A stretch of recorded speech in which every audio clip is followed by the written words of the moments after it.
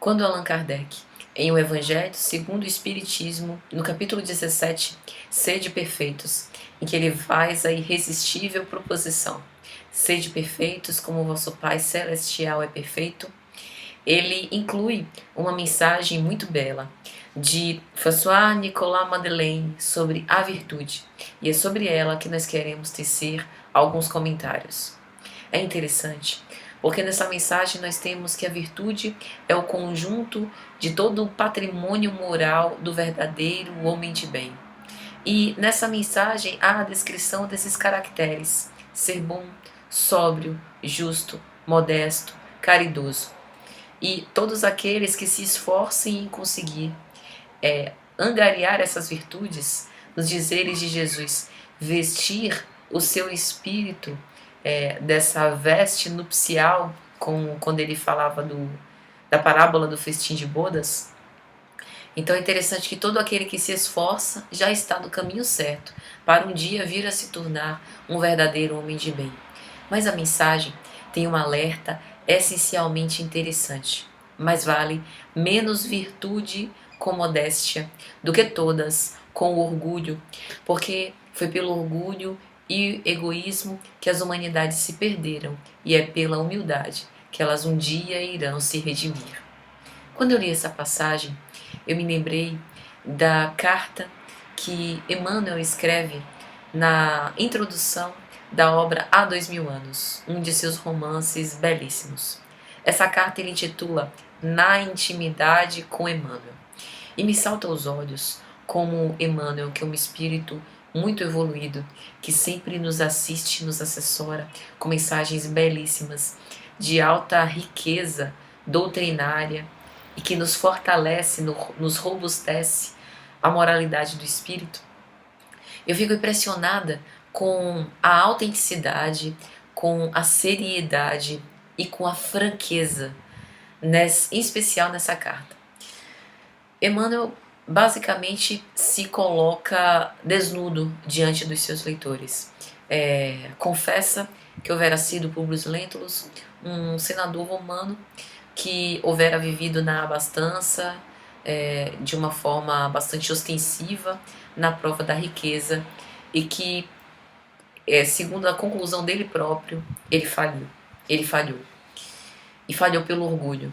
E é interessante como nessa carta ele cita a queda de Roma, e ele chega a comentar: um honorável mestre, bastou um só pensamento, um só desejo vosso, um só desígnio, para que todos esses desvalidos caíssem e tivessem de retornar a Roma como miseráveis, vivendo o opróbrio dos quais eles mesmos foram autores outrora. Os circos acabaram, os monumentos de mármore ruíram, algo mais ou menos assim que ele descreve. E eu achei de uma beleza imensa.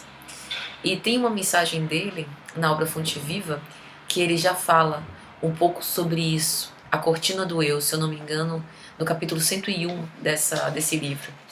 Ele diz que é interessante porque entre os cristãos, os aprendizes do Evangelho, como ele gosta de se referir, e ele mesmo se inclui nesse conceito, nós estamos nesse processo de nos aperfeiçoarmos, de nos depurarmos das nossas imperfeições,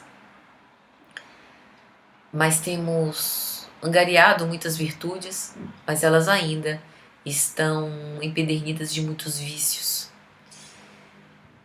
E é importante porque nós temos aí uma gradação de vícios, e dentre eles, aqueles que devemos fugir mais assustadoramente, sem sombra de dúvida, é o orgulho, o egoísmo e a vaidade. É interessante porque há uma sofisticação desses vícios. Por exemplo, aquela pessoa que é devotada ao bem, mas que se compraz em saber ser vista como devotada ao bem, É uma forma de vaidade. A imagem que as pessoas têm com respeito às renúncias que essa pessoa faz, isso também é uma forma de vaidade. É uma forma de orgulho. E, portanto, há de se ter muito cuidado. Porque ser discreto, ser sóbrio, ser modesto, não é fácil. Sobretudo no panorama no qual vivemos.